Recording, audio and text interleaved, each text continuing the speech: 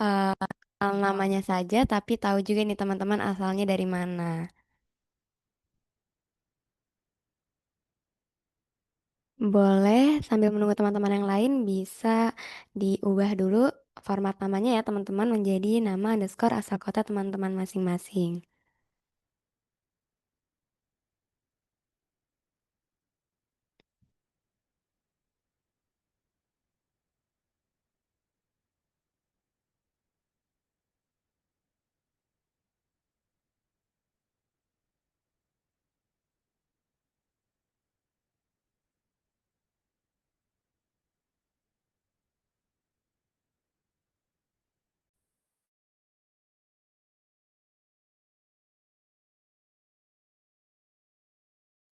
Oke, ini sudah ada nih yang mengubah format namanya. Ada Kak Zulha nih dari Semarang. Wah, halo Kak, selamat datang.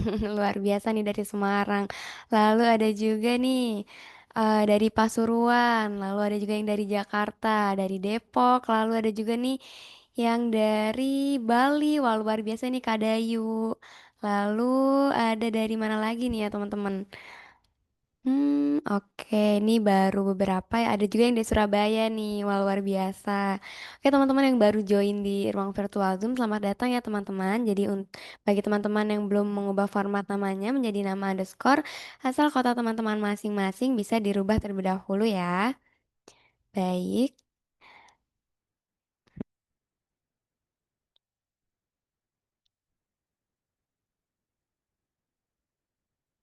Oke, karena sudah pukul 1:31, kita mulai webinar kita pada siang hari ini ya. Teman-teman semua, baik. Assalamualaikum warahmatullahi wabarakatuh. Selamat siang dan salam hangat untuk semua sahabat kelas berbagi yang sudah hadir di kelas berbagi pada siang hari ini. Apa kabarnya nih semuanya? Semoga teman-teman dalam keadaan sehat, semangat, dan juga siap belajar hal baru ya. Oke, terima kasih sudah meluangkan waktunya. Senang sekali tentunya rasanya bisa berkumpul secara virtual bersama teman-teman yang luar biasa dari berbagai daerah nih ya tadi ya. Coba nih buat teman-teman yang belum mengubah format namanya bisa dong dirubah dulu biar kita tahu nih ada dari mana aja nih teman-teman. Baik teman-teman semua, selamat datang di webinar kelas berbagi dengan tema yang relate buat kita semua ya, terutama untuk teman-teman yang hadir di ruang virtual Zoom, yaitu dengan tema Boost Your Vibes, Emosi Sehat, dan Pikiran Hebat. Oke, teman-teman, sebelum itu izin saya menjelaskan sedikit tentang kelas berbagi, yaitu webinar ini diselenggarakan oleh Grid Family, sebuah gerakan sosial peduli pendidikan di bawah naungan GIM Foundation. Jadi, Grace Family ini berkomitmen mendukung peningkatan kualitas pendidikan serta pengembangan keterampilan masyarakat Indonesia dan salah satunya melalui program webinar seperti yang kita lakukan pada siang hari ini. Lalu topik yang diangkat pun sangat beragam ya teman-teman. Jadi mulai dari pengembangan diri seperti saat ini hingga parenting, kesehatan, pendidikan, dan juga mental health. Jadi seluruh materi tentunya akan dikemas secara ringan, aplikatif, dan dapat langsung diterapkan dalam kehidupan sehari-hari. Selain webinar online, teman-teman Grid Family juga secara rutin nih menyelenggarakan seminar offline dengan tema parenting, pendidikan, maupun kesehatan mental yang ditujukan untuk berbagai kalangan, mulai dari siswa-siswi, guru, mahasiswa, komunitas, hingga perusahaan. Nah, oke nih teman-teman, aku juga mau nanya nih sebelum kita lanjut. Aku ingin mengetahui nih, siapa yang baru pertama kali mengikuti kelas berbagi nih? Ada yang baru pertama kali atau sudah pernah mengikuti sebelumnya? Boleh dong direspon di kolom chat nih teman-teman. Oke, sebelum itu, sebelum kita mulai juga, izin memperkenalkan diri, nama saya Faliza Zahra, teman-teman bisa panggil saya Faliza. Nah, bagi teman-teman yang ingin terus mendapatkan informasi mengenai kelas-kelas berbagi menarik berikutnya, silahkan mengikuti akun media sosial kami di @givan_edu dan @lasgimf. Oke nih, ada dari Kak siapa nih tadi yang baru bergabung ya? Oh, pada baru pertama kali ya teman-teman ya? Kak Lutfia baru pertama kali ini luar biasa sekali ya. Oke, salam kenal ya teman-teman yang baru pertama kali join di kelas berbagi yang diadakan oleh Grid Family untuk Negeri. Semangat semangat teman-teman semua. Oke, biar kelas kita juga makin nyaman dan interaktif, saya mau bagi rules kelas berbagi pada siang hari ini. Untuk teman-teman diharapkan untuk mute mic-nya saat pemateri sedang berbicara. Jadi pastikan mic teman-teman dalam keadaan di-mute supaya suaranya lebih fokus dan juga kondusif. Lalu yang kedua, kalau misalkan nanti ada pertanyaan, bisa langsung ketik di kolom chat atau klik raise hand dan nanti akan dipersilakan bertanya langsung saat sesi Q&A. Lalu misalnya teman-teman nih dapat insight atau poin penting atau kalimat yang ngena banget teman-teman jangan lupa share di kolom chat juga biar jadi catatan buat teman-teman. Lalu yang ketiga, kameranya dinyalakan ya teman-teman kalau memang memungkinkan. Silahkan menyalakan kamera agar suasananya itu lebih interaktif dan terasa lebih dekat ya. Tetapi bila ada kendala seperti jaringan atau perangkat yang kurang mendukung atau kondisi lain yang tidak memungkinkan, tidak ada masalah biar teman-teman bisa mengikuti kelas ini dengan nyaman. Lalu ini yang terakhir, tetap stay ya teman-teman sampai akhir karena di penghujung acara nanti ada door prize spesial buat teman-teman yang bertahan sampai akhir. Jadi siapa tahu di antara teman-teman ini ada yang beruntung dan bawa pulang hadiahnya. Lanjut teman-teman, tema kita hari ini tuh kan boost your vibes, emosi sehat, dan pikiran hebat. Jadi diangkat karena kita percaya nih teman-teman kalau keseimbangan antara emosi dan juga pikiran itu merupakan kunci ya untuk tumbuh menjadi pribadi yang lebih baik. Jadi dengan emosi yang sehat, kita bisa berpikir lebih jernih, lebih tenang lagi, juga bisa mengambil keputusan lebih bijak dan tentunya bisa memancarkan vibes positif ke sekitar kita. Oke, next teman-teman, izin juga saya ingin memperkenalkan narasumber keren kita hari ini, yaitu Kak Kriana. Bisa di-share screen dulu untuk operator profilnya. Jadi Kak Kriana ini merupakan lulusan S1 Sosiologi Visipol UGM dan S2 Magister Manajemen Marketing dari IB Quick Kiangi. Oke nih teman-teman, kalau teman-teman mau baca lebih lengkapnya bisa dibaca nih, sudah di share screen. Nah, saat ini Kak Kriana juga menjabat sebagai asesor kompetensi soft skill di LSP Soft Skill Indonesia Kompeten serta Learning dan Culture Development Consultant di PT Humani Santika Indonesia. Jadi Kak Kriana juga aktif nih sebagai dosen di IB Quick Kiangi dan trainer di Yayasan Heartspeak Santika Indonesia dan pernah bekerja di Kalbe Group. Baik, sepertinya teman-teman di sini sudah pada semangat nih ya buat mulai kelas berbagi hari ini tanpa berlama-lama lagi dengan segala hormat untuk menyampaikan materi pada siang hari ini kepada Kak Kriana kami persilahkan. Oke, terima kasih Kak Faliza. Iya, selamat siang kakak-kakak semua. Apa kabar? Ya, Assalamualaikum warahmatullahi wabarakatuh. Waalaikumsalam untuk semuanya. Waalaikumsalam warahmatullahi wabarakatuh. Alhamdulillah ya kita sehat semua, bisa bertemu ya walaupun ada yang sedang flu ya, memang sedang musim gitu ya. Ya mudah-mudahan lah bisa segera sembuh. Nah, pada siang hari ini ya, hari Jumat, wah Jumat berkah nih ya.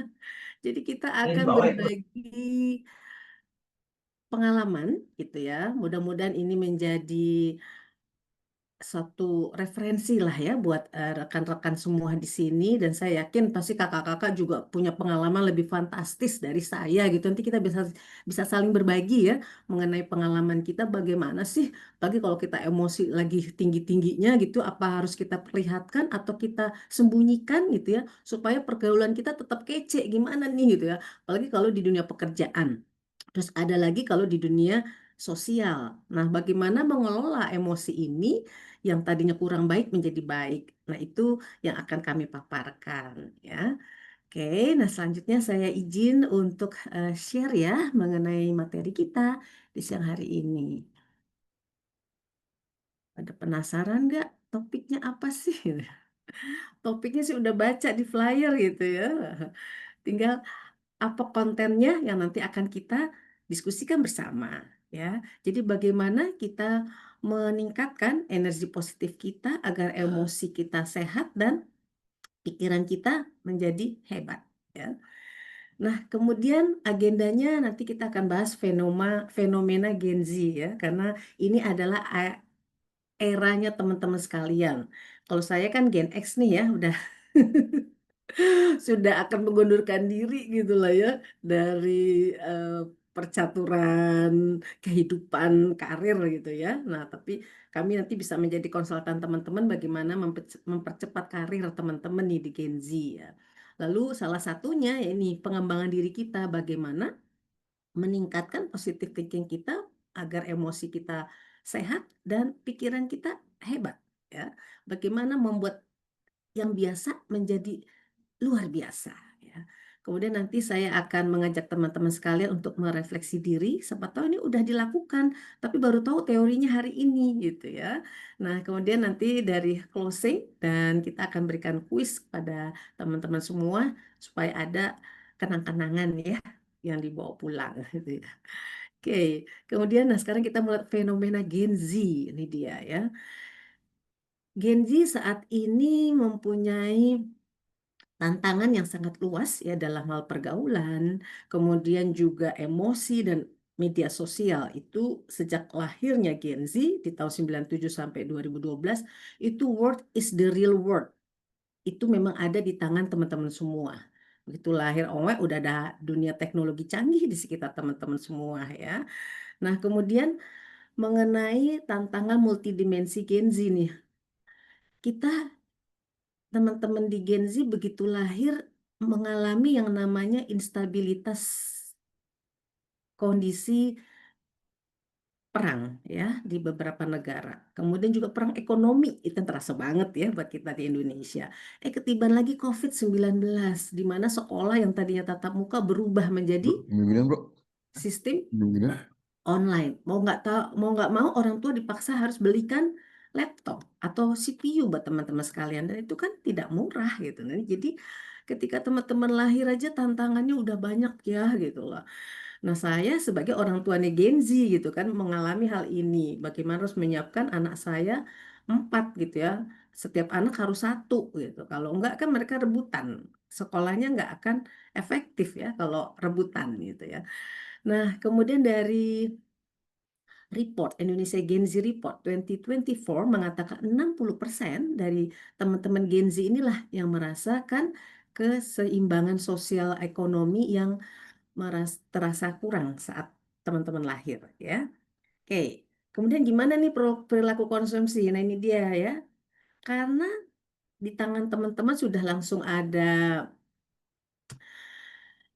smartphone gitu ya, berarti bangun tidur aja itu udah banyak iklan gitu ya.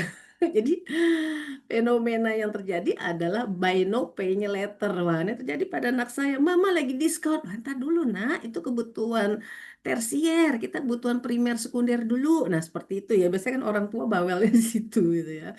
Nah, tapi untuk Gen Z ini, Toto udah order, Totonya udah di depan pintu, udah diantar barangnya gitu. Waduh gitu ya.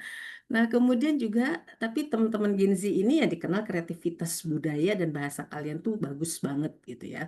Saya banyak belajar di kantor dengan angkatan teman-teman di sini, ya, para milenial dan Gen Z gitu ya.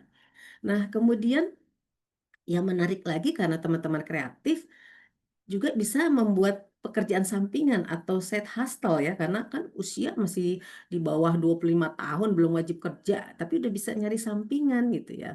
Bagaimana caranya? Yaitu dengan menggunakan platform digital ya dengan YouTube, TikTok, IG lah ya pokok rajin deh bikin konten gitu ya. Nah, itulah keunggulan dari Gen Z.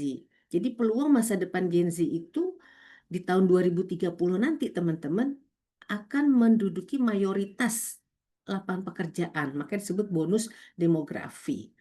Nah, apa nih tantangannya nih sekarang? Setelah tahu fenomena tadi, tapi seiring dengan itu pula, tingkat stres Gen Z itu dilakukan penelitian dan hasilnya seperti ini ya. Yang terjadi adalah bagaimana teman-teman di Gen Z ini secara dari hasil survei secara garis besar ternyata mengalami kekhawatiran finansial dari finansial keuangan harian maupun keuangan jangka panjang ya. Kenapa? Karena kan kondisi orang tua kita ada yang di PHK oleh perusahaan tempat orang tua kita bekerja. Ada yang dirubah statusnya dari karyawan tetap menjadi karyawan honorer, ya. Nah, jadi ini benar-benar situasi yang membuat stres Gen Z meningkat.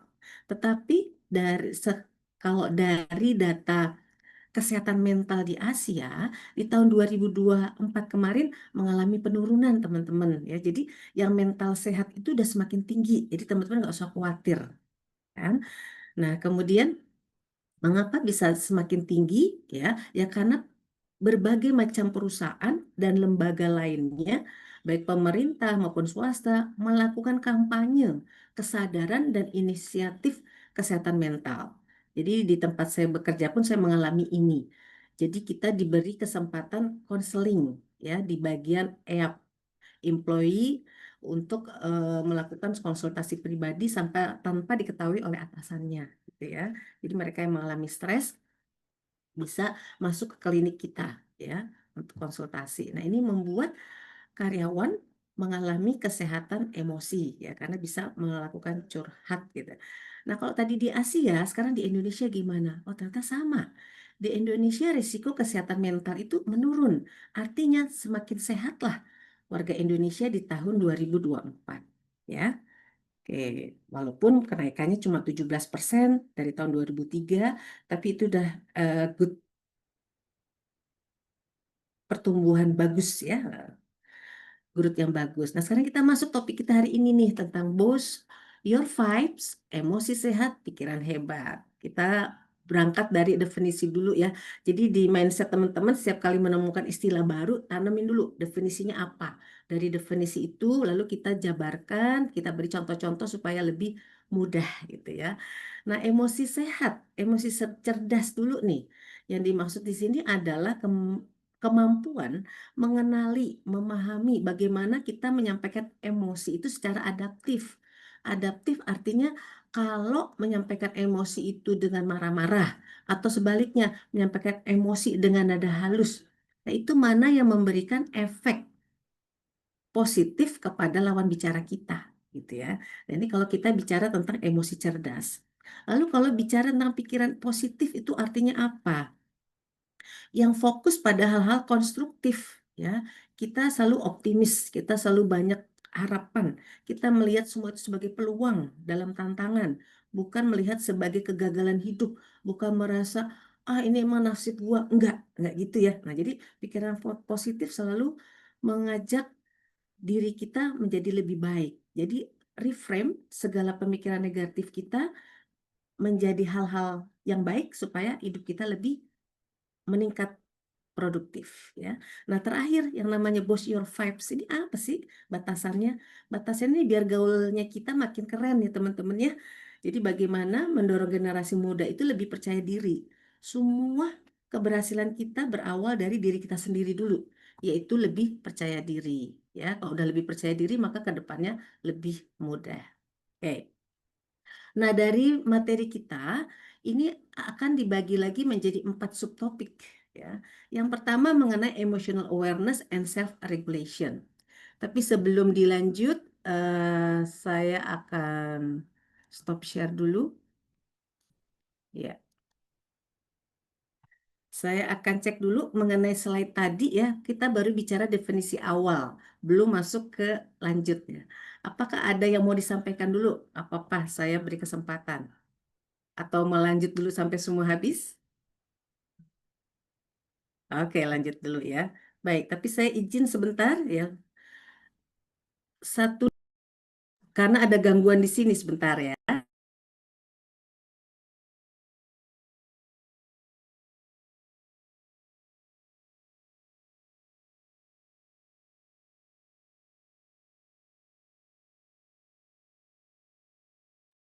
Oke, kita lanjut lagi, ya. Kemudian kita akan berbagi lagi mengenai sharing kita. Izin share untuk melanjutkan tadi, ya. Kalau sudah tahu pokok utama yang dibahas, lalu apa nih subtopiknya? Yang pertama tadi sudah emotional awareness. Nah, sekarang yang kedua nih, bagaimana mengubah self-talk. Pernah nggak teman-teman mengalami bicara diri sendiri di depan cermin. Pernah ya? Atau gue nggak pernah, bu, kayak orang gila aja gitu. Nah, nanti kita bahas betapa perlunya self talk itu. Nggak harus depan cermin sih gitu loh. Tapi bisa aja ketika merenung di tempat yang kita rasa nyaman gitu. Nah, apa tuh self talk? Yaitu dialog batin kita sendiri, apa yang kita katakan pada diri kita ya. Dan ini benar-benar efektif, teman-teman. Kalau kita berdiri depan orang banyak merasa deg-degan, merasa takut, grogi, terus kita bisikan dalam diri kita, saya hebat, saya bisa bicara depan orang banyak gitu ya. Katakan itu sebelum naik panggung. Dan insya Allah ya itu akhirnya bisa terwujud. Rasa grogi itu bisa hilang. Itu karena kita melakukan self talk sebelum bicara gitu ya. Kadang kan nggak harus di atas panggung ya. Kadang kalau kumpul keluarga gitu ya, apalagi ada berita kedukaan, terus kita nih yang cowok-cowok suka diminta perwakilan keluarga misalnya kan untuk menyampaikan sepatah dua patah, itu juga tuh sama tuh. Sebelum kita merasa grogi, kita self talk dulu nih. Saya bisa gitu. Saya pasti bisa menyampaikan sebagai wakil keluarga. Nah, ini contoh ya. Kemudian bagaimana reframing itu mengubah sudut pandang negatif tentang diri kita ubah menjadi positif, selalu hal-hal yang baik dari diri kita. Kadang kita lupa ya ngasih hadiah sama diri kita sendiri, walaupun itu kecil. Jadi walaupun misalnya UTS kita nilainya nggak A, kita dapatnya B plus kan gitu loh. Nah, itu harus kita syukuri. Yang penting mata kuliah yang lain harus bisa dapat nilai A. Nah, itu contoh ya, reframing. Oke, nah berikutnya adalah mengenai subtopik yang ketiga. Bagaimana resilience? Resilience itu ketahanan emosi ya. Dan bagaimana mengelola kalau kita gagal, tadi kalau UTS kita jatuh, atau bagaimana kalau kita dikritik orang, ih pedes banget kritikan gue gitu, kritikan dia ke gue gitu ya. Nah, terus gimana kita mengelolanya? Jadi kadang kalau di kantor saya, atasan saya sering bilang sih, di manajer saya, waktu itu kan saya training manager, dia bilang ini, jadi gue heran sama lu ya, lu tuh ya kalau dikritik orang kayak anjing menggonggong kafilah berlalu. Apa sih, jadi lu kok bisa gitu? Pak, saya udah punya goal. Bapak memberikan saya tujuan bahwa karyawan di perusahaan ini service excellence-nya harus berubah. Ya udah, goal itu saya akan dapat. Walaupun caranya mereka merasa terganggu. Misalnya, telepon masuk sekarang sudah saya pasangin slot. Jadi ketahuan yang lebih dari 3 dering tercatat tuh di komputer monitor di bagian GA gitu. Dan saya memang jadi ngerepotin bagian GA nih, departemen training. Tapi tujuan kita adalah ingin membudayakan angkat telepon sebelum 3 dering. Nah, kayak gitu tuh teman-teman. Kebayang kan ada orang baru, terus bikin peraturan baru, ngerepotin lagi. Biasanya kita kalau ada telepon berdering 7 kali, dicuekin juga kagak napeh gitu ya. Begitu ada ibu yang baru ini, ribet banget gitu. Dicatat lagi kita lebih dari 3 dering. Nah gitu ya. Itu masa lalu saya. Tetapi akhirnya ketika mereka diberikan training ya, itu kan sebelum training, setelah diberikan training, diberikan tentang wacana, akhirnya mereka bisa sadar, oh ini ya namanya pelayanan prima. Oh, kita nggak boleh ya cuekin pesawat telepon berdering. Iya kalau di kantor. Kalau di rumah nggak apa-apa, mau dering 7 kali, bebas nggak diangkat. Karena kita lagi makan misalnya gitu. Nah, ini contoh-contoh bagaimana menghadapi kritik. Jadi saat itu saya juga kuping pegel ya, tapi kenapa saya bisa bertahan? Nah, ini yang akan saya ringkas kepada teman-teman. Karena di mindset saya, kritik itu adalah hadiah bagi saya. Jadi saya tidak pernah marah kalau dikritik orang gitu ya. Wah, kok bisa ya kritik dijadikan hadiah? Nanti kita berbagi ya. Oke, yang terakhir, subtopik kita membahas tentang penerapan positive thinking dalam pergaulan. Nah, dia gimana dalam gaul kita harus menciptakan selalu hal-hal positif, padahal dia ngomongin negatif tentang saya. Nah, dalam kehidupan sosial ini yang harus kita pertahankan supaya kehidupan kita tetap baik ya, dengan tetangga, dengan circle kita, dengan teman-teman kita. Nah, kitalah yang harus merubah diri kita kalau kita masih terkenal pemarah, terkenal kalau ngomongnya lekit, nyakitin orang. Nah, ini harus kita rubah, kita belajar ya. Semua itu bisa kita kendalikan ya. Nah, kita mulai dari subtopik yang pertama ya. Bagaimana kita mengendalikan emosi itu dan juga menetapkan regulasi pada diri kita sendiri. Yang pertama, bagi yang senang nulis, tulislah di buku harian kita mengenai mood kita hari ini. Contoh Jumat tanggal 17 Oktober ini mood kita apa? aduh hari ini kok aku sedih banget gitu ya. Kok rasanya hidup sendiri gitu. Tuliskan gitu ya. Nah, terus atau mungkin hari ini sebaliknya, Anda malah bersyukur teman-teman. Ya hari ini gue bersyukur banget. Gue dapet undangan webinar yang bisa membuat gue sadar. Misalnya itu ya nanti gitu ya. Buat gue sadar bahwa gue selama ini emosi tinggi bisa aku kendalikan sekarang. Tulislah apapun yang teman-teman rasakan. Nah, sekarang bagaimana kalau kita menghadapi kata-kata yang kurang enak atau mengalami kondisi yang kurang nyaman bagi teman-teman? Ini ada tekniknya, yaitu grounding teknik. Artinya kita mengambil nafas sebanyak 4 detik. Tuh, 2, 3, 4. Ambil nafas, terus kita tahan 4 detik juga, terus kita hembuskan. Hah, itu buat apa sih, Bu? Ternyata kebiasaan sederhana ini teman-teman untuk meriset otak kita dan perasaan kita. Hah, masa sih? Gitu ya. Nah, teman-teman bisa rasakan ketika marah, contoh nih, saya yang tadi dikritik gitu, ada orang baru bikin repot aja departemen kita ya. Itu yang saya lakukan adalah ambil nafas, tuh 2, 3, 4. Tahan, 2, 3, 4. Terus saya hembuskan, tuh 2, 3, 4.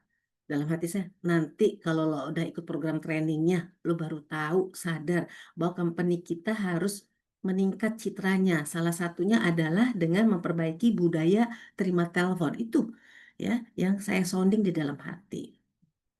Oke, sekarang bagaimana mengubah self-talk ya dan juga mereframing, membingkai ulang kata-kata negatif. Waktu gambarnya itu ya di depan cermin nih ngomongnya ya. Tapi bagi Anda yang tidak di depan cermin pun juga boleh ya.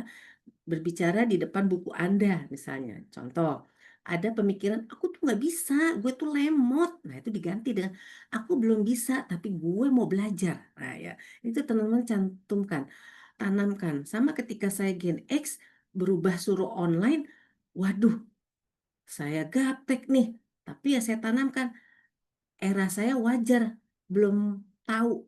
Era saya wajar gaptek, tapi kan saya mau belajar. Sehingga saya bisa memberikan Zoom, maka saya bisa mengadakan rapat gitu ya melalui Google Meet ya atau Zoom. Nah, seperti itu ya, yang penting mau belajar. Lalu menulis afirmasi positif di kaca atau wallpaper HP. Nah, kita tulis tuh kata-kata positif teman di HP ya. Yang saya heran di status HP WA tuh selalu yang dicantumkan adalah apa? Gue bete hari ini. Hah, kenapa itu yang disebar ke seluruh dunia itu ya? Kenapa bukan hal positif? Misalnya, gue happy hari ini. Itu yang di-share di status WA kita coba gitu ya. Nah, itu afirmasi positif.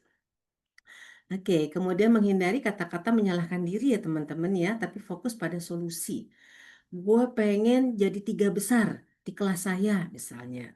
Saya mau jadi 10 besar di tempat kuliah saya. Nah, itu dia. Atau aku pengen jadi idola bagi setiap laki-laki. Monggo silakan. Itu kan fokus pada solusi. Tinggal bagaimana langkah-langkahnya ya. Nah, sekarang ke subtopik yang ketiga ya.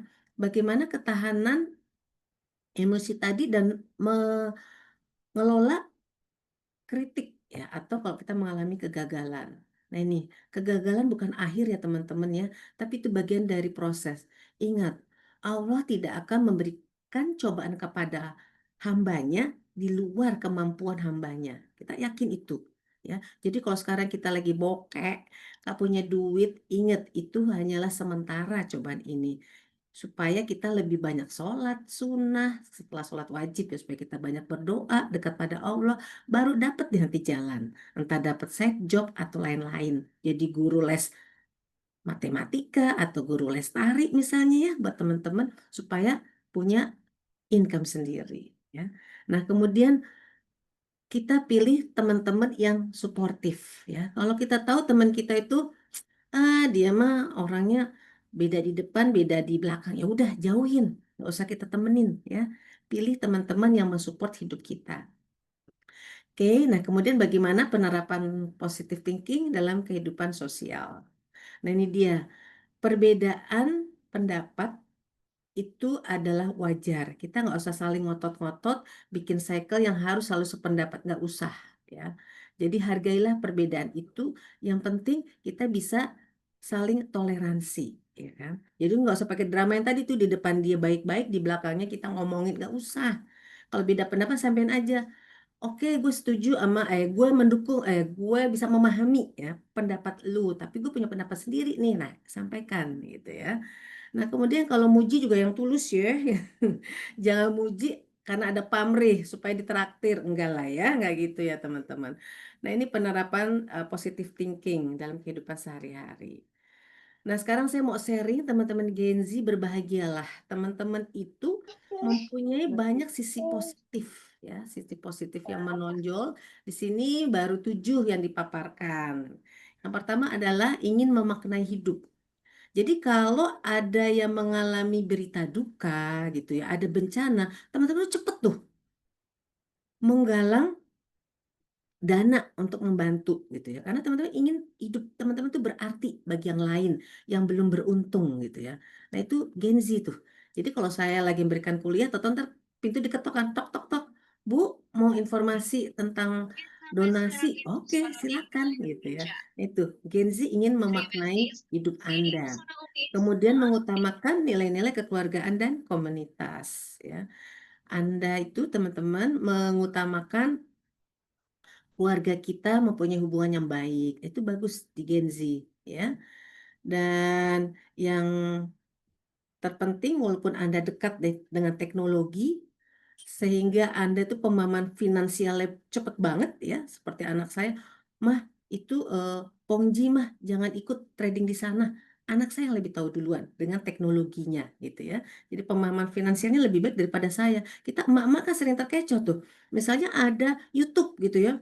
eh, Membeli sofa murah di bawah 1 juta gitu, lu kirim DP sekian gitu ya, 100.000 saja maka sofa akan dikirim. Kan secara logika nggak masuk akal gitu ya. Nah, kalau kita yang kritis nggak akan tertipu, tapi kan kasihan ibu-ibu lain ya yang kurang kritis main percaya aja, udah transfer ternyata barang nggak datang-datang. Ya. Nah, kemudian Gen Z itu lebih toleran ya karena kita kan multi generasi ya. Ketika teman lahir ya, masih ada baby boomer, masih ada saya Gen X, masih ada kakak Anda itu milenial, dan giliran Anda Gen Z, sehingga dengan menghadapi multidimensi ini, multigenerasi ini, Anda menjadi orang yang lebih toleran dan adaptasi Anda cepat sekali. Saya mengingatkan pada anak saya, nak, di grup keluarga kalau ada yang memberikan info, kamu beri respon, terima kasih Kak, terima kasih Tante, nah gitu ya, supaya merespon cepat di dalam komunikasi keluarga ya. Kemudian semangat wirausahanya tinggi ya. Jadi anak saya yang Gen Z itu malah dia mengatakan, Mama perbaiki status Mama di LinkedIn gitu. Malah dia. Kenapa nak? Karena LinkedIn mama itu belum diupdate. Jadi mereka masih tahu mama yang lama, padahal mama bisa lebih dari itu. Nah, itu wirausaha dia yang tinggi bisikin mama nih, yang Gen X nih, yang belum terbiasa menjual diri gitu ya. Nah, itulah Gen Z. Saya happy sekali ya dengan Gen Z yang mengingatkan kita-kita Gen X yang masih belum aware misalnya. Oke, kemudian bagaimana cara kita menentukan tokoh yang bisa merubah diri kita? Nah, itu dia. Saya aja yang tadinya tipenya, kalau teman-teman tahu ya, ketika saya SD itu saya pemalu gitu ya. Kalau tiap istirahat cuma senderan aja di pintu bel istirahat. Ntar ketika bel masuk baru duduk lagi di kursi. Tapi akhirnya proses kehidupan lah yang mau merubah saya menjadi sekarang ya, menjadi tipe yang mandiri ketika menjadi karyawan gitu ya, ketika zaman gadisnya gitu ya, itu karena ada tokoh model, ada tokoh yang menjadi panutan saya saat itu. Nah, teman-teman juga silakan cari siapa tokoh model Anda. Nah, role modeling ini adalah melihat pemimpin ya yang bisa mengutamakan kesejahteraan. Itu penting sekali. Teman-teman silakan pilih siapa role model Anda, apakah papa Anda, mama Anda, atau orang lain, atau pimpinan di tempat Anda bekerja, atau dosen Anda, bisa silakan. Jadikan model untuk Anda berubah menjadi lebih baik. Ya. Kemudian pemahaman dan keyakinan. Kemudian bagaimana mengasah bakat dan keterampilan, serta menguatkan diri dengan mekanisme formal. Ya. Nah, kemudian ini sebagai contoh role modeling itu kalau para pemimpin menunjukkan perilaku yang ingin dilihat dan memberikan panutan agar diikuti oleh karyawan. Jadi pemimpin itu berat ya, karena menjadi contoh ya bagi anak buahnya. Kalau pemimpin salah gimana teman-teman? Itu kan ayat 1, ada ayat 2-nya. Bila bos salah, maka Kembali ke ayat 1. Ayat satunya apa? Bahwa selalu benar. Ya, wah itu 456 ya. Dengan pernyataan itu gitu ya. Tapi ya teman-teman bekerja dimanapun kita nggak boleh nyalahin bos kita ya gitu. Nah itulah perlunya bagaimana berkomunikasi dengan atasan supaya tetap nyaman buat kita semua. Nanti kita akan sharing bagaimana caranya ya.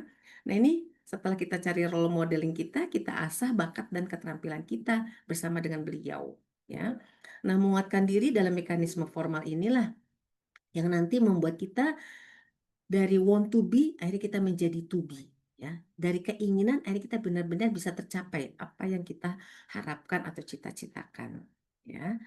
Nah, kita bersyukur di tahun 2024 ini strategi kesejahteraan banyak sekali dilakukan oleh berbagai bidang ya, baik dari kepemerintahan, kita yang perusahaan bisnis swasta gitu ya, dan juga di bagian pendidikan. Jadi beragam kebutuhan tenaga multigenerasi saat ini yaitu membuat kita semakin satu visi ya dalam meningkatkan kesejahteraan bersama.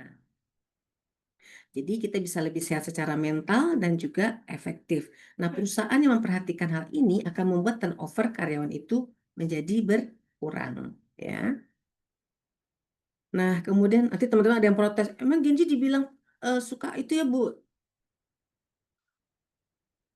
mempertinggi turnover ya Bu, ya nanti kita diskusikan. Enggak selalu sebenarnya ya.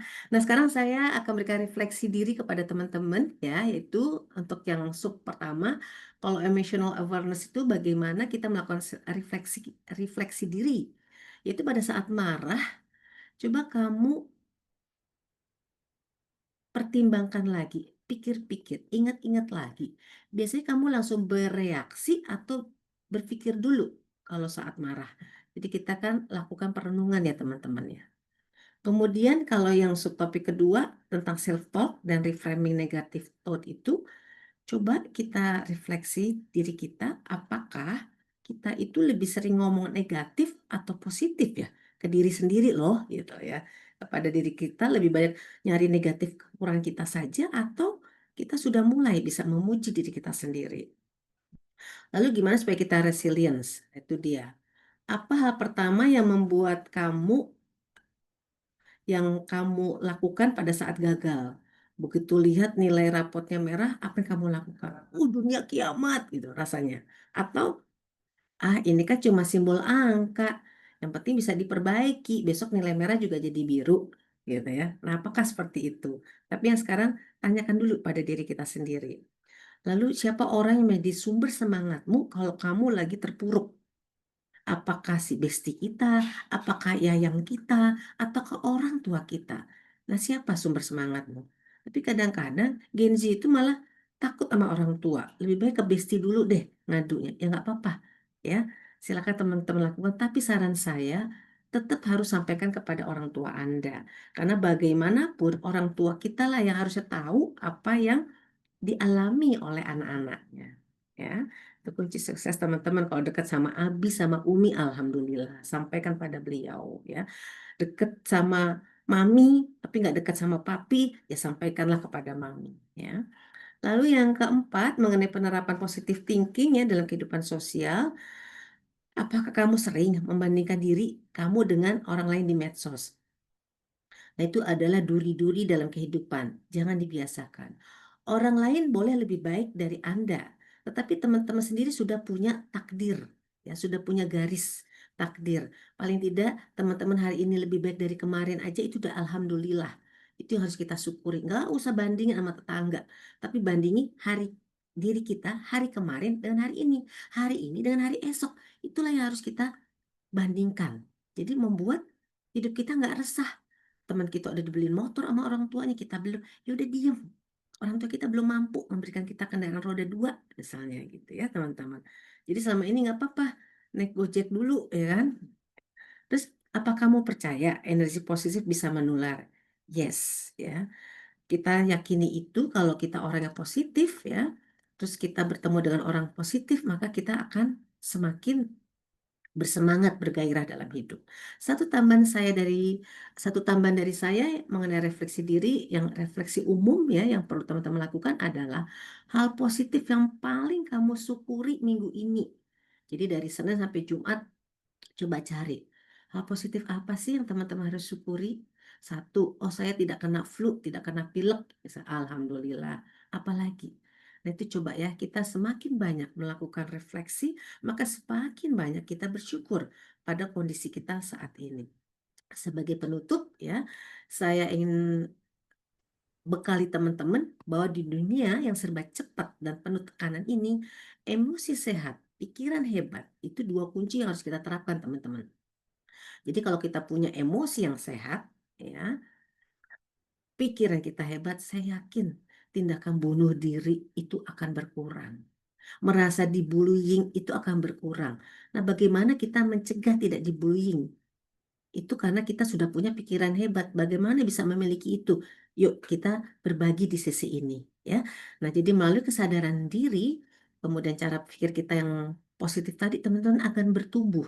Jadi sekarang, ayo boost your vibes because your mind and emotion deserve to shine. Karena teman-teman itu bisa bersinar, ya. Dan itu by proses. Itu tidaklah lama. Nah, sekarang saya buka sesi untuk tanya jawab. Dan saya kembalikan kepada moderator. Silakan. Ya. Baik, ini luar biasa. Terima kasih banyak Kak Krian atas insight dan juga semangat positifnya nih yang dibagikan jadi menular nih ya ke saya pribadi dan juga teman-teman nih sepertinya nih ya. Oke teman-teman semua, kita akan masuk ke sesi tanya jawab. Teman-teman bisa langsung raise hand, nanti dipilih dua orang penanya ya. Baik, ini sudah ada yang raise hand ya. Ini Kak Kriana ya. Ini kayaknya udah buru-buru banget nih Kak. Ya, oke, Baik. silakan. Boleh Kak Nathaniel, boleh dipersilakan ya Kak, bisa langsung open mic. Baik, kalau menurut Ibu, orang biasanya kan terkadang ya, istilahnya contoh lah emosi, istilahnya kan Mm-mm. kan tergantung lah. Misalkan kalau kita ini dihadapkan dalam suatu hal yang memang istilahnya itu benar-benar sudah kelewat batas itu, kita kan otomatis kan sudah emosi Bu, dan kita kalau kadang sudah emosi itu kadang sudah berpikir pendek itu bagaimana Bu cara menanganinya Bu? Mm-mm. Oke, baik. Terima kasih. Saya catat dulu ya. Mau dijawab langsung atau ditampung, Kak Bisa Farida? ditampung saja dulu terlebih dahulu ya Kak. Lalu lanjut Kak Ahmad Latif dipersilakan untuk open mic ya Kak. Baik, terima kasih. Mohon maaf, Kak, suara saya sudah jelas belum ya? Baik, Sudah, sudah ya. terdengar jelas ya. Oh, baik. Terima kasih sebelumnya Bu atas waktu yang telah diberikan. Mohon maaf Bu, saya izin bertanya Bu. Kaitannya sekarang Gen Z kan masih apa Bu fokusnya pada kesenjangan digital saat ini. Namun Mm-mm. banyak tantangan yang dihadapi sekarang, terutama Gen Z masih gagap digital Bu. Lah menurut Ibu ini langkah konkret apa yang harus diterapkan kepada Gen Z ya Bu, agar semakin melek digital, karena kan saya menyoroti ini di berbagai perbatasan daerah ini pelosok ini masih ada kesenjangan digital Bu. Bu, ya, Mm-mm. Bu, yang masih saya tanyakan saat ini kan belum merata terutama di daerah yang masih rawan gitu Bu. Mm-mm. Terima kasih Bu, mungkin itu saja yang bisa saya tanya. Terima kasih. Oke, baik. Terima kasih Kak Ahmad ya dan Kak Nathaniel. Ya, Kak Ahmad ini dari Surabaya. Kalau Nathaniel tadi dari mana ya? Ya, mana nih Kak? Nathaniel dari Jakarta kah? Oh, dari Surabaya Oh, dari Kak. Surabaya juga. Oh, baik. Betul. Heeh. Wah, ini teman-teman dari Surabaya ya. Makasih antusiasnya ya.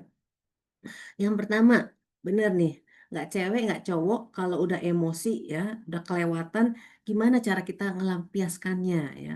Apakah kita tonjok orang itu terus kita jadi lega gitu ya? Kalau cewek biasanya nampar. Tek. Kan ada tuh kasus ya kepala sekolah ya ketika ketahuan siswanya ngerokok tapi dia deny membantah gitu kan kepala sekolah langsung karena emosi nampar. Nah, ini sebenarnya situasi yang wajar kalau emosi kita memang sudah di atas gitu ya. Kita udah gitu ya, gemes gitu pengen melakukan sesuatu. Tapi mohon buat Nathaniel ya, pada saat kita mau mukul atau kita mau nampar itu, langsung kita ambil nafas, tarik nafas, tahan, terus kita hembuskan. Bu, kesuwen, Bu. Tetapi ini adalah salah satu solusi teman-teman supaya kita tidak melakukan kekerasan. Karena tadi ternyata teori 4-4-4 gitu ya. Menarik nafas, menahan dan menghembuskan itu meriset, membuat nol emosi kita teman-teman. Jadi kalau kita muslim kan biasanya astagfirullah, astagfirullah. Mak-mak kan gitu kan. Kalau lagi musuhan sama eh, pasangannya gitu atau sama anak-anak kan ada mak astagfirullah, astagfirullah sambil narik nafas gitu kan. Jadi saran saya seperti itu teman-teman di seluruh Indonesia ya. Jadi kalau kita sudah emosi, lebih baik tarik nafas dulu, tahan, terus kita hembusin. Dengan cara itu, yang tadinya kita mau melakukan kekerasan itu akan tertahan, akan menjadi zero. Nah, ketika zero, pikiran kita menjadi jernih, baru kita mikir. Kalau kepala sekolah tadi ya, gue nampar ini murid, dampaknya apa? Dia akan lapor orang tua akan lapor polisi, cilaka gue sebagai gurunya, misalnya guru BP-nya gitu ya. Nah, jadi setelah kita dizerokan emosi kita dan pikiran kita, langsung kita bisa berpikir jernih. Mulai lagi plus satu. Plus satunya adalah apa? Anak itu yaudah kita bawa ke kantor biar ketemu guru BP-nya. Biar guru BP-nya deh yang ngadilin tuh anak. Gue udah 4, 5, 6 jadi gurunya misalnya. Nah, begitu juga dalam pergaulan. Gue udah sebel sama si boy, pengen gue unjuk tuh si boy. Katanya Kak Natel gitu ya. Tapi kembali lagi, setelah kita menarik nafas, tahan dan hembuskan, saya udah mendingan gue ngalah, gue mending pergi jauh, ninggalin tuh si boy brengsek, tinggalin deh. Pada saat emosi gitu jangan diladenin. Gitu ya teman-teman. Saya yakin dengan cara seperti ini mudah-mudahan tawuran antar pelajar itu bisa diminimize ya. Itu kan karena mereka emosi aja kan orang nggak tahu menau, tapi namanya diajak sama bestinya, ayo senang tuh dia udah menghina gue gitu ya.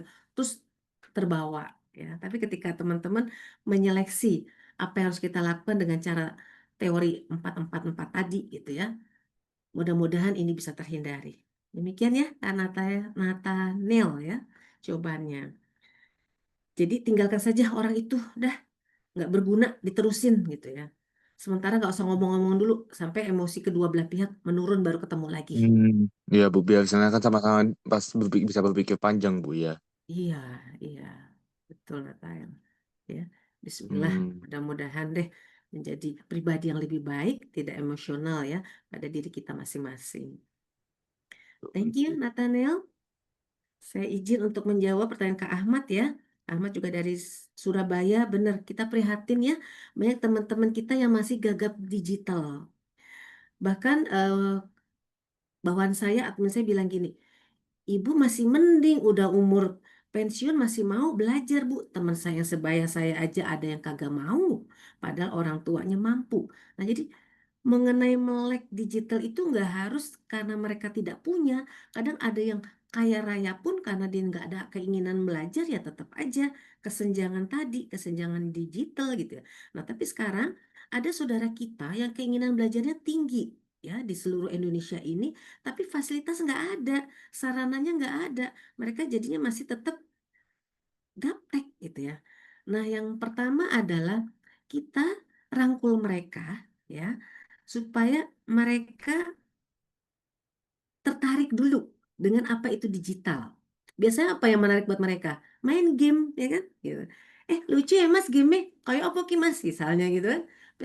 Berarti game dulu yang bisa diawali. Atau bagusnya lagi kalau tahu nggak kamu, ini ada berita bagus. Kita tunjukkan ya dari handphone kita. Atau kalau misalnya kita punya CPU udah nggak kepake gitu ya, terus kita jadikan ruang belajar bersama dengan mereka. Kalau dulu kan main game itu kalau di rental game ada yang pakai CPU gitu kan, nah sekarang kan udah nggak kepake kan, mereka tutup semua karena main HP pada di HP gitu ya. Jadi rental untuk sewa game mereka yang per jam sekian itu udah nggak ada lagi. Nah, padahal itu bisa aja kita galang ya, kita kirim ke daerah pelosok-pelosok yang tidak mampu daripada tadi CPU-nya nggak kepake di kota, kita bawa ke daerah. Yuk, kita adakan pencerahan kepada mereka. Kita berbagi betapa perlunya kita melek digital. Mulai dari usia mereka masing-masing. Kalau usia SD ya diawali dengan game dulu misalnya, itu sampai SMP ya. Tapi kalau SMA kita mulai dengan keingintahuan mereka. Apa sih yang sekarang ada, misalnya untuk SMA berminatnya apa? Bagaimana supaya kita nanti bisa bekerja gitu ya setelah lulus SMA, atau kita nggak mampu melanjutkan kuliah sehingga apa yang harus dilakukan sebagai lulusan SMA? Ikut keterampilan, nah, searching tempat untuk melatih keterampilan di mana? Gitu. Itu dari dunia digital kita itu kita buka supaya mereka, oh banyak ya, cari di YouTube, banyak ya cari di Google. Nah, itu bikin mereka haus. Setelah mereka tertarik dan haus gitu ya, maka otomatis mereka akan belajar sendiri. Tapi tadi karena belum ada sarananya, ayo kita melalui eh, program ini yang sudah digalang ya dari timnya Mbak Faliza, ya kan? Kita bisa nanti donasikan CPU yang tidak terpakai untuk dikirim ke wilayah pelosok tadi. Demikian Mas Ahmad, bagus sekali ya ide dirimu ya, Kak Ahmad yang aware dengan lingkungan. Memang Gen Z ini peduli pada lingkungan. Tapi tadi keterbatasan fasilitas, maka kami dari Jakarta bisa menjembatani hal itu. Dan juga dari kota-kota besar lainnya tentunya ya, Surabaya kan juga ibu kota besar itu ya. Yuk kita galang untuk mereka melek digital. Ya. Demikian, Baik, terima kasih. baik Bu. Mohon izin menanggapi sedikit Bu. Yes. Kaitannya kan walaupun saya masih daerah yang ya semi perkotaan gitu Bu, karena kan saya pernah merantau di tempat lain yang masih daerah pedesaan. Lah saya kan menyoroti langkah konkret Bu yang bisa dilakukan untuk ekosistem pembelajaran emosional gitu loh Bu, dan digital Hmm. diseimbang.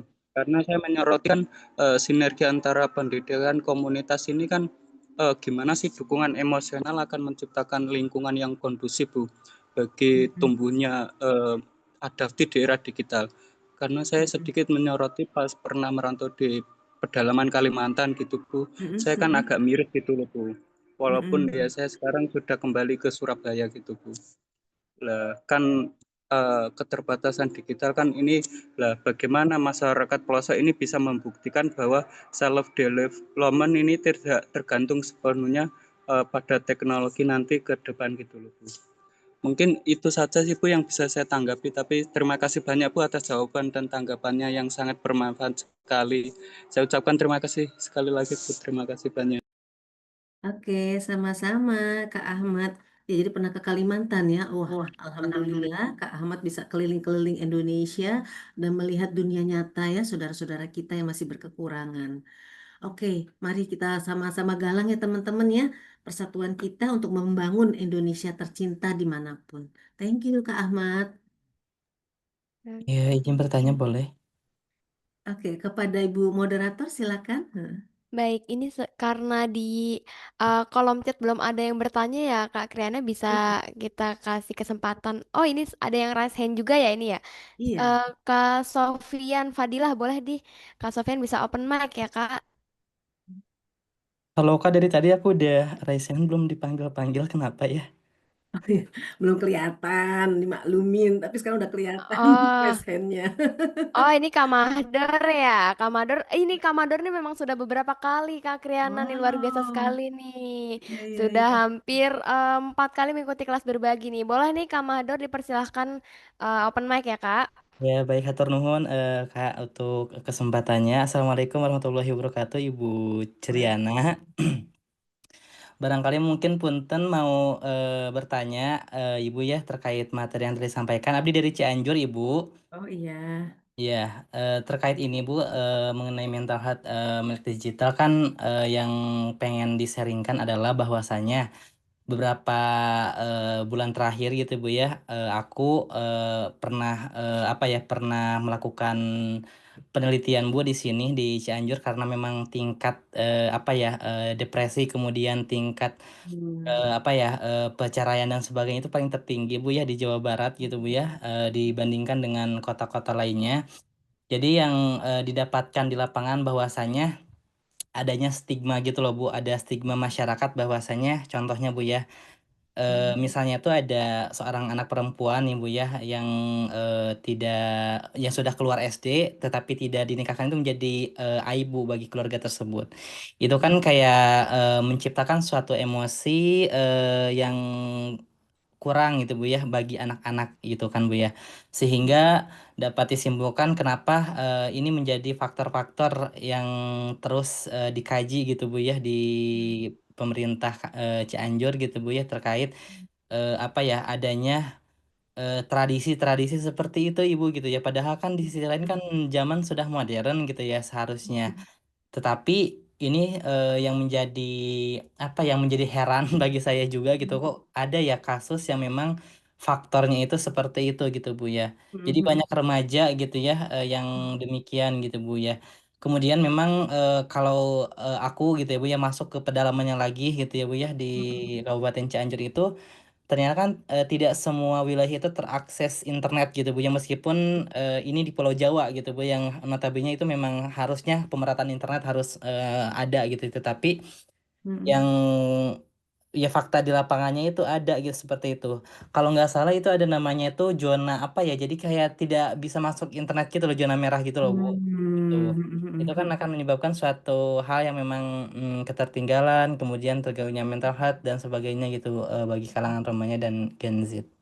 Terima kasih Bu. Itu barangkali mungkin yang ingin apa yang ingin di sharingkan gitu. Bagaimana Bu menanggapi kenyataan-kenyataan di lapangan seperti itu Bu? Oke, baik, terima kasih Kak Sofian, Mahdor Sofian gitu ya. Oke, bagus, bagus pertanyaannya ya. Memang Anda tipe yang peduli ya dengan lingkungan, dengan sesama.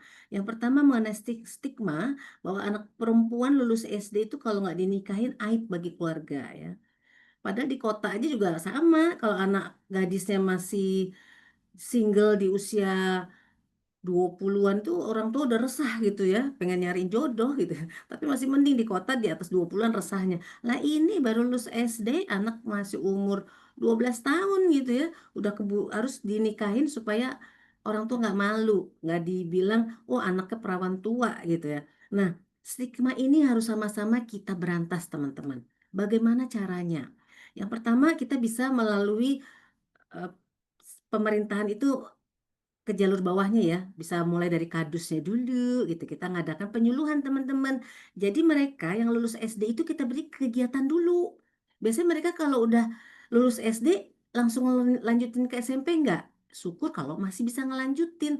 Tapi kan banyak orang tua yang bilang, ah lu daripada sekolah SMP udah bantuin mama di dapur sana atau bantuin eh, bapak di kebun sana gitu kan. Nah, untuk itu kita harus berikan kegiatan kepada anak SMP kepada mereka yang lulus SD ya, usianya usia SMP dengan kegiatan yang kalau bisa membuat mereka berminat melanjutkan ke SMP dulu. Itu dulu teman-teman. Kita berikan kegiatan, kesadaran supaya mereka mau melanjutkan ke SMP. Anaknya dulu yang kita jejelin. Tapi juga paralel orang tuanya juga sama. Kita berikan pengarahan.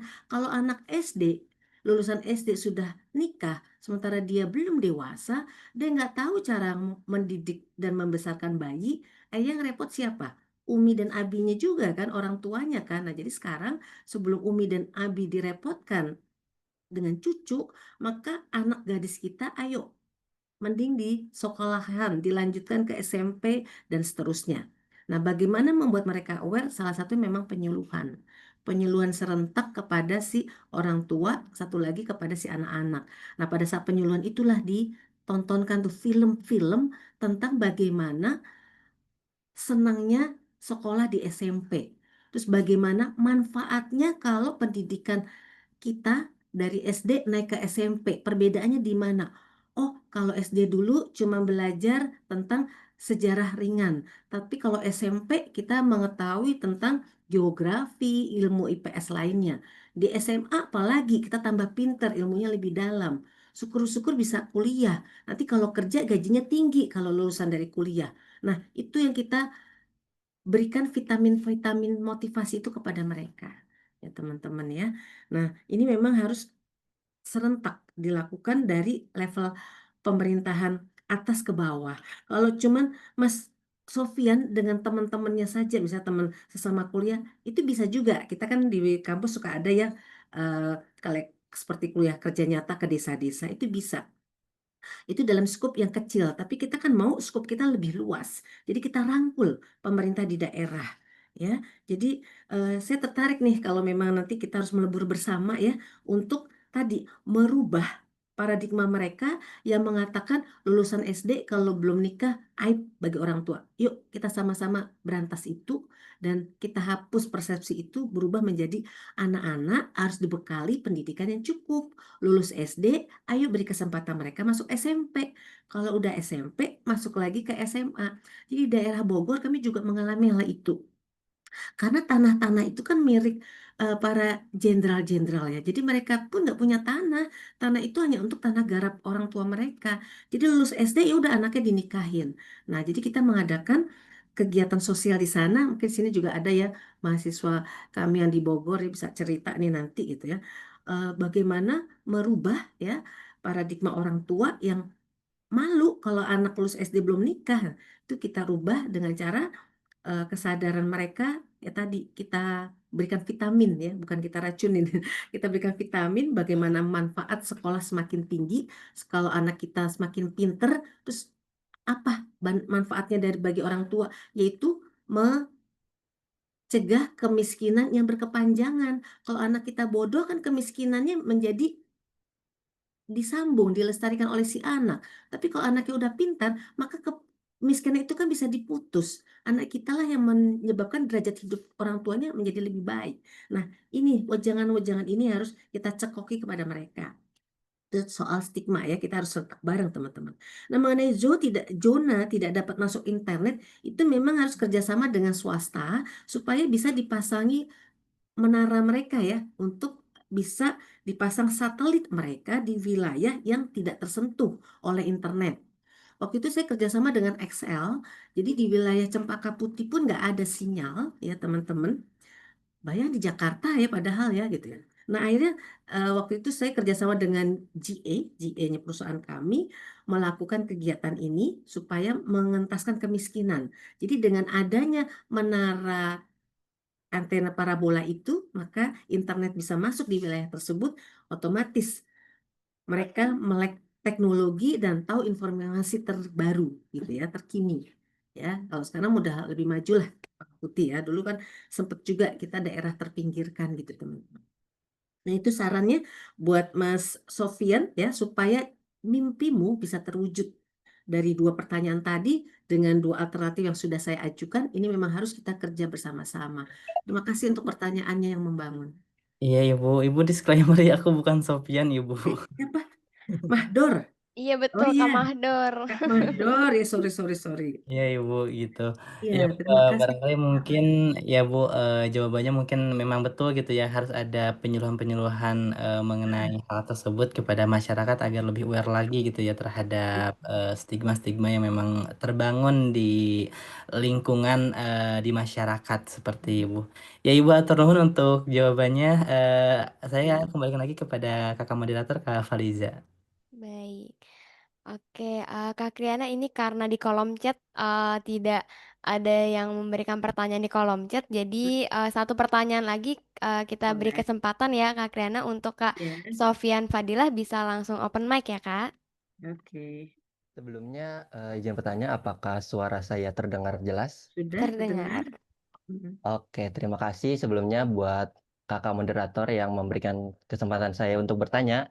Dan terima kasih juga buat Ibu Kriana untuk materinya yang sangat keren banget hari ini. Untuk pertanyaan saya sendiri terkait dengan materi kita emosi sehat pikiran hebat ini, terkadang kan emosi saya sendiri itu muncul karena pikiran saya yang berlebihan atau bisa disebut sebagai overthinking gitu ya, Bu. Mhm. Dan sebenarnya nggak bisa salahin overthinking-nya juga karena kan manusia pasti memikirkan tentang hal-hal yang terjadi buat hidup mereka baik itu dalam hal kehidupan karir, pasangan ataupun keluarga seperti itu, Bu. Cuman yang jadi masalah adalah overthinking saya tuh kadang suka hasilnya tuh negatif terus seperti itu, Bu. Jadi pertanyaannya bagaimana sih cara supaya overthinking itu nggak selalu eee, ber apa, tidak selalu hasilnya itu negatif aja, melainkan overthinking kita tuh bisa menjadi membangun atau bisa lebih positif seperti itu, Ibu. Mhm. Oke, baik. Terima kasih Kak Sofian. Boleh saya diberikan contoh mengenai overthinkingnya Kak Sofian seperti apa yang tadi hasilnya negatif? Kalau mungkin di bidang pekerjaan aja ya. Jadi misal Mm-mm. ada pekerjaan, jadi sebenarnya saya lagi magang jadi guru, terus Mm-mm. kayak misal masuk ke dalam kelas kan kadang-kadang kita udah pikiran duluan nih, aduh nanti muridnya kayak gimana, aduh nanti Mhm. apakah bakal aktif, aduh nanti apakah bakal didengerin, aduh nanti kalau misalnya muridnya pada berisik gimana. Jadi itu Mm. tuh udah saya pikirin duluan, cuman hasilnya tuh kayak malah bikin saya makin takut, makin pikirannya tuh hasilnya negatif aja. Sedangkan pengen saya tuh bisa kok kayak gitu. Sebenarnya pengen saya kayak gitu, cuman tetep aja di pikiran saya malah semua hal-hal buruk aja kayak gitu, seperti itu sih. Kalau dari bidang pekerjaan seperti itu, Ibu. Oke, baik. Terima kasih Kak Sofian ya. Ya, ini contoh yang sering terjadi ya di dunia nyata. Ya, yang tadi saya katakan, ketika kita diminta bicara depan orang banyak kan grogi banget, itu tuh groginya. Tapi kalau ini adalah justru overthinking yang negatif, mengatakan gue masuk ke kelas entah murid-murid mau dengerin gue nggak ya, jangan-jangan pada ngobrol-ngobrol sendiri gitu ya, terus mereka berisik, kalau saya minta perhatian dari mereka, mereka nggak mau merhatiin saya. Nah, yang pertama, ada beberapa tahap sih. Yang satu, dari Kak Sofian harus rubah dulu, ciptakan dalam diri Kak Sofian, diri Kak Sofian yang sukses, diri Kak Sofian yang berhasil menguasai kelas, yang membuat para murid tertarik dan memperhatikan Kak Sofian. Bisikan itu dulu. Ciptakan itu dulu dalam diri Kak Sofian. Jadi bisikin, Bismillahirrahmanirrahim, saya mau ngajar hari ini, masuk ke kelas ini, ya Allah, berilah saya kekuatan, saya yakin saya bisa menguasai kelas, bisa menghandle kelas. Saya yakin murid-murid memperhatikan saya, ya Allah. Gitu. Itu satu, keyakinan. Nah, yang kedua, baru lakukan. Apa yang harus dilakukan oleh Kak Sofian adalah, Kak Sofian juga harus punya input ya, banyak tentang masukan kisah sukses orang di dalam kelas. Contoh, jadi ada guru yang memang dia belajar tentang public speaking. Nah, di dalam public speaking itu kan diajarkan bagaimana kita handle menjinakkan siswa-siswa yang liar sampai segitunya gitu ya, bahasanya sampai kalau jelek banget, tapi jangan direkam kata jelek ini gitu. Tapi yang dicatat adalah bagaimana membuat siswa itu pay attention, perhatian penuh kepada kita. Nah, itu banyak caranya, bisa aja belajar dari YouTube lah ya gitu. Tapi yang sekarang saya akan sharing kepada Kak Sofian, dulu pertama kali saya mengajar saya juga begitu. Itu saya berdoanya itu di tempat sepi gitu ya. Jadi kalau misalnya mau masuk ke dalam kelas ya, apalagi kan mahasiswa sekarang juga ribet sih, apa namanya, sering perhatiannya terganggu oleh apa, handphone. Nah ya, nah jadi kalau untuk yang ini guru sekolah apa nih, SD, SMP atau SMA, supaya saya bisa beri solusi lebih tepat. SMP. Oh, SMP ya, ini apalagi kan masa transisi ya, dari anak-anak mau masuk ke remaja gitu. Nah, SMP itu ributnya tuh kan biasanya lagi asik ngobrol sama temen, Pak Guru masuk, Bu Guru masuk, ngeganggu gue lagi ngobrol sama temen gue gitu. Jadi SMP itu lebih karakternya seperti itu. Nah, setelah kita masuk kelas, tadi kita udah membisiki hati kita akan sukses. Nah, kita masuk kelas dengan buat peraturan. Ya, peraturan. Teman-teman sekalian, hari ini kita akan belajar bersama. Nah, sebelum masuk pelajaran, kita sepakatin dulu ya ketentuannya. Gitu. Jadi pertama, kenapa ketentuannya? Jadi kalau Bapak sudah bicara seperti ini, maka teman-teman harus perhatian ke depan. Handphone dimatikan, tidak ada yang aktif. Itu kalau SMP.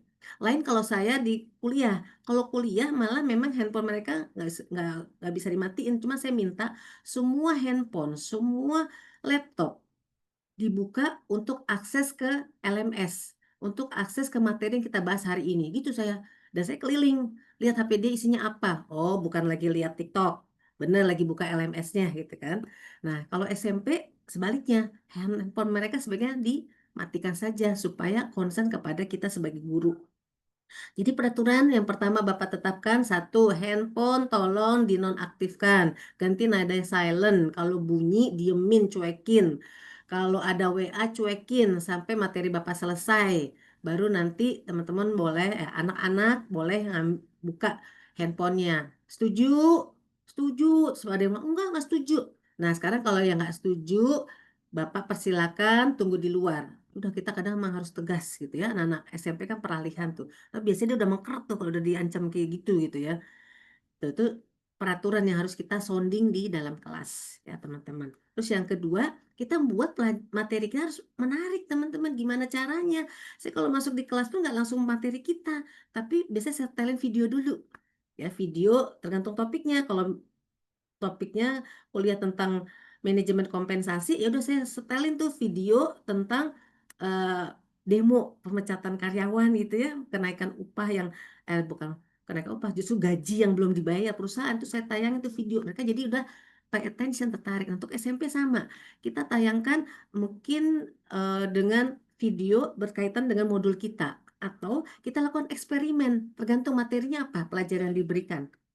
Kalau IPA banyak tuh eksperimennya. Emang kita extra effort sih sebagai guru ya, bikin alat-alat untuk eksperimen. Nah, kalau udah melakukan seperti itu, mereka perhatian, baru pembahasannya di belakang teman-teman. Ini saya sharing kepada semua guru. Awali tadi dengan ketentuan harus jelas. Kemudian kedua, mulai dengan atraksi yang menarik. Atraksi ini harus berkaitan dengan topik kita. Yang ketiga baru pembahasan. Tapi kalau depan udah pembahasan, mereka ngantuk. Mereka nggak perhatian sama kita. Percuma, anak SMP itu senangnya main. Jadi kita buat memang extra effort. Kita harus bikin dari kardus lah, mainan gitu ya untuk tool kita. Bahkan kalau matematika, ya udah kita bermain matematika kan. Ayo cerdas cermat, dibagi berapa kelompok, misalnya ya. Siapa yang cepet duluan, nanti Bapak udah siapin permen nih, atau coklat nih buat hadiah. Ya, jadi modal ya gitu. Nah, memang begitu sih untuk membuat siswa SMP itu tertarik ya. Jadi yang terakhir, yang keempat itu mereka harus, jadi udah ada peraturan yang jelas. Kedua, mainkan dengan atraksi dulu, game dulu atau apapun yang berkaitan. Game pun juga boleh ya, yang tidak menggunakan eh, peralatan ya. Ada game yang berkaitan dengan materi. Terus yang ketiga pembahasan. Yang keempat adalah reward. Kasih mereka hadiah. Ya, entah pujian, jadi hadiah nggak selalu berupa coklat permen, kita modal berupa pujian aja. Ya tadi bagus ya, teman kita sudah bisa menyelesaikan nih tugas permainan tadi gitu ya, secara berkelompok itu teman-teman untuk mengelola SMP ya, kelas SMP. Mudah-mudahan untuk Kak Sofian ya dengan 4 langkah tadi menjadi guru favorit bagi mereka ya, karena bisa memahami jiwa SMP yang memang senang bermain. Jadi kita berikan dulu game banyak kok ya, searching saja game yang berkaitan dengan materi kita. Banyak bukunya kok, banyak sekarang udah bisa online ya. Silakan pelajari supaya lebih menarik materi kita. Demikian, Kak Sofian.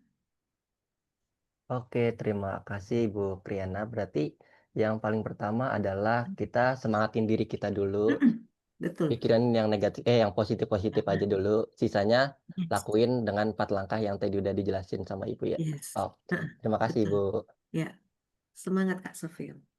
Wah, ini luar biasa sekali ya, apa pertanyaan-pertanyaan dari teman-teman. Ini penjelasannya benar-benar, apalagi penjelasan dari Kak Rian ini benar-benar menenangkan dan juga membuka cara pandang baru buat saya pribadi dan juga teman-teman nih. Nah, ternyata nih teman-teman, overthinking nih nggak selalu buruk ya, asal kita nih bisa mengarahkan ke hal yang lebih positif, begitu ya Kak Rian, betul ya? Yes.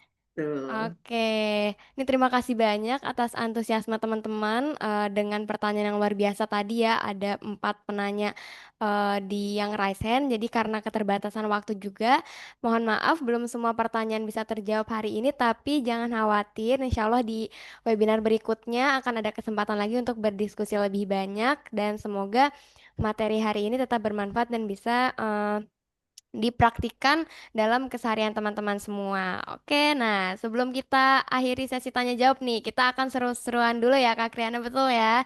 Jadi Boleh. kita akan masuk ke sesi yang paling ditunggu-tunggu yaitu door prize nih. Nah, jadi untuk sesi ini pertanyaan akan diberikan oleh narasumber kita Kak Kriana. Jadi dipersilahkan nih untuk Kak Kriana boleh disampaikan pertanyaannya kepada peserta terkait materi yang sudah dibahas pada siang hari ini. Oke, teman-teman ya. Jadi saya sudah menyiapkan kuis buat teman-teman ya. Nah, nanti yang akan menjawab silakan raise hand dulu ya, terus baru ngejawab. Jangan langsung ngejawab lisan ya. Rugi.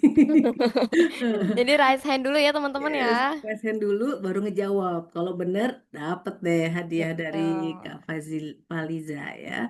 Nah, saya akan bacakan aja mengenai kuisnya dan ini gampang, gampang banget gitu ya. Jadi eh, teman-teman siap-siap raise hand aja gitu ya. Oke, yang pertama, sebutkan 3 fenomena Gen Z saat ini. Nah, apakah itu? Silakan. Aduh, Siapa yang ini raise hand siapa duluan? dulu ya? Sepertinya boleh dari hitungan ketiga dulu ya kita ini lagi ya, Hmm. boleh di ini lagi ya. Hmm. Oke, 3, 2, 1.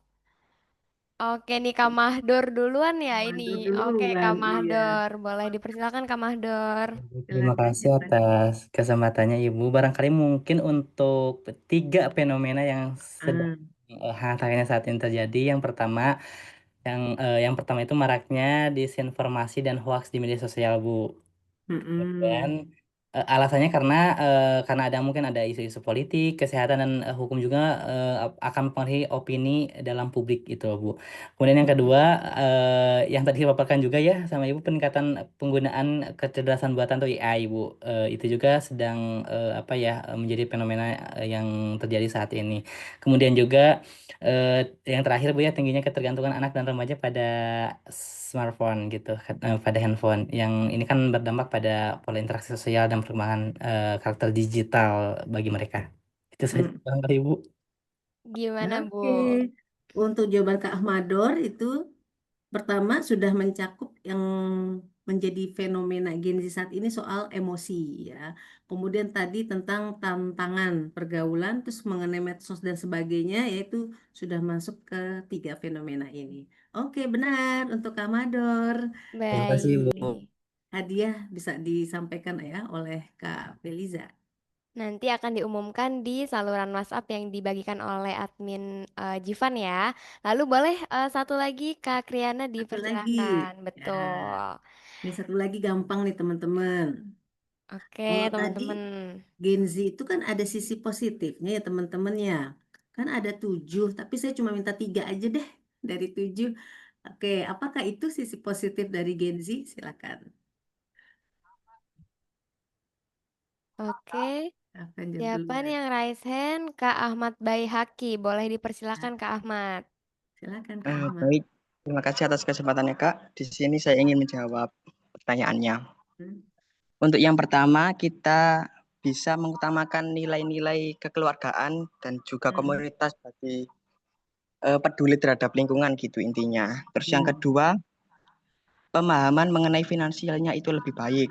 Dan yang ketiga itu kemampuan adaptasi yang lebih cepat.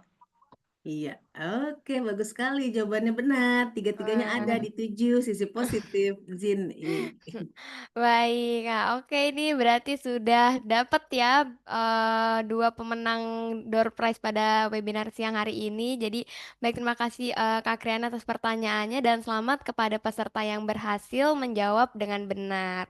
Oke, sebelum kita benar-benar mengakhiri acara siang hari ini, ada info menarik juga nih. Jadi, buat teman-teman yang belum mendapatkan door prize di ruang virtual Zoom, akan ada story challenge nih buat teman-teman yang mau share keseruan mengikuti webinar pada siang hari ini. Cara ikutnya gampang banget. Bikin IG story tentang pengalaman hal berkesan teman-teman yang teman-teman dapatkan di webinar pada siang hari ini. Lalu jangan lupa buat tag akun sosial media Jivan_edu dan juga @lasgimf. Baik teman-teman semua, sebelum kita lanjut ke sesi berikutnya, seperti biasa nih, kita akan mengabadikan momen berharga hari ini lewat foto bersama ya teman-teman. Jadi untuk itu, kami mohon kesediaan Ibu Kriana nih dan juga seluruh peserta untuk menyalakan kameranya sejenak. Ayo kita tunjukkan senyum terbaik dan aura positif kita nih pada siang hari ini nih, sesuai dengan tema webinar kita hari ini ya, betul ya? Ya, Oke teman-teman, mari. ditunggu ya. Ini udah banyak yang open kameranya nih, wah luar biasa nih. Oke teman-teman, baik. Buat teman-teman yang belum open kamera bisa dipersilakan nih teman-teman. Nah kita tunggu ya. Baik, untuk operator bisa dipersiapkan. Kita akan foto bersama. Dalam hitungan ketiga, kita mulai foto bersama ya. Baik, 3, 2, 1. Boleh sekali lagi gaya bebasnya ya, teman-teman. Gimana nih? Oke, ada yang kayak gini nih. Oke, ada juga yang gini. Oke, kita mulai lagi ya. 3, 2, 1. Wah, ini luar biasa sekali teman-teman. Ini langsung kelihatan senyum-senyum manisnya ya. Wah, luar biasa. Terima kasih semuanya. Ini senyumnya kelihatan semangat semua ya setelah mengikuti webinar kelas berbagi hari ini. Sebelum kita menutup acara hari ini, ada beberapa informasi penting juga nih untuk teman-teman semua. Jadi yang pertama, akan ada link evaluasi yang akan dibagikan oleh admin melalui saluran WhatsApp. Jadi teman-teman dimohon untuk mengisi form evaluasi tersebut. Jadi selain sebagai bahan masukan agar kegiatan kelas berbagi berikutnya itu bisa menjadi lebih baik, form ini juga menjadi syarat untuk mendapatkan e-sertifikat sebagai peserta webinar pada siang hari ini. Jadi jangan lupa untuk segera mengisi setelah acara selesai. Baik, alhamdulillah nih tak terasa kita sudah sampai di penghujung acara webinar self development hari ini dengan tema Boost Your Vibes, emosi sehat, pikiran hebat. Ini tentunya terima kasih yang sebesar-besarnya kami sampaikan kepada Kak Kriana atas ilmu, pengalaman, dan inspirasi yang telah dibagikan dengan penuh semangat dan juga ketulusan. Semoga apa yang telah disampaikan oleh Kak Kriana hari ini bisa membawa manfaat, menambah wawasan, dan tentu saja menjadi bekal berharga bagi kita, teman-teman semua, untuk terus berkembang menjadi pribadi yang lebih baik. Dan tak lupa juga nih untuk teman-teman semua, terima kasih untuk seluruh peserta yang telah meluangkan waktu aktif juga nih berpartisipasi ya, interaktif juga hari ini webinarnya dan tetap antusias dari awal hingga akhir selesai. Semoga vibes positif dari Kak Kriana ini menular ke teman-teman semua dari kegiatan hari ini juga kita bisa terus jaga dan sebarkan di kehidupan sehari-hari. Terima kasih juga untuk seluruh tim panitia dan juga pihak yang telah mendukung terselenggaranya kegiatan ini dengan baik. Sampai jumpa di kegiatan inspiratif berikutnya bersama Grace Family dan juga Game Foundation. Dan jangan lupa untuk tetap semangat belajar, berproses, dan menebar kebaikan dimanapun teman-teman berada. Saya Faliza selaku moderator, pamit undur diri. Wassalamualaikum warahmatullahi wabarakatuh. Sampai jumpa teman-teman. Sampai jumpa di kelas berbagi berikutnya. Terima kasih teman-teman. Terima kasih Kak Kriana.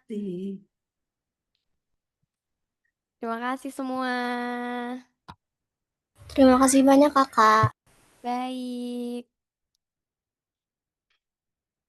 Oke.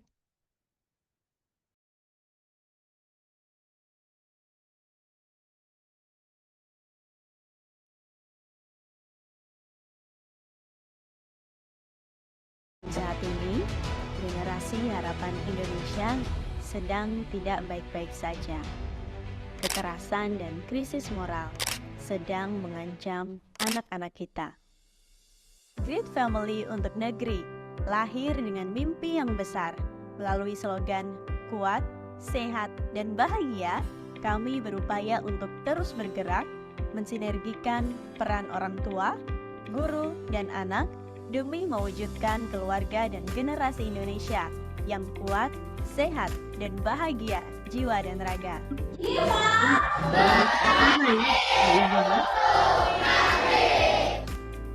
Kami percaya dengan keyakinan yang tinggi, semangat berbagi, dan antusiasme untuk tumbuh dan belajar, kami dapat meraih tujuan Great Family untuk Negeri, yaitu menguatkan fungsi dan sinergi antara orang tua, anak, dan guru, menanamkan kesadaran untuk mawas diri pada pengaruh globalisasi, era digital, dan budaya yang buruk, membangun kesehatan fisik dan mental, menciptakan orang tua, anak-anak, dan pendidik yang bahagia, dan meningkatkan karakter dan budi pekerti anak.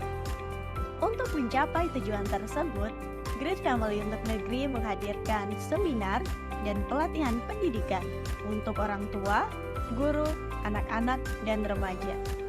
Pada setiap kegiatan pelatihan yang diberikan, kami berkomitmen untuk memberikan kesempatan berbagi guna membantu kebutuhan pendidikan anak-anak negeri yang kurang beruntung di pelosok Indonesia.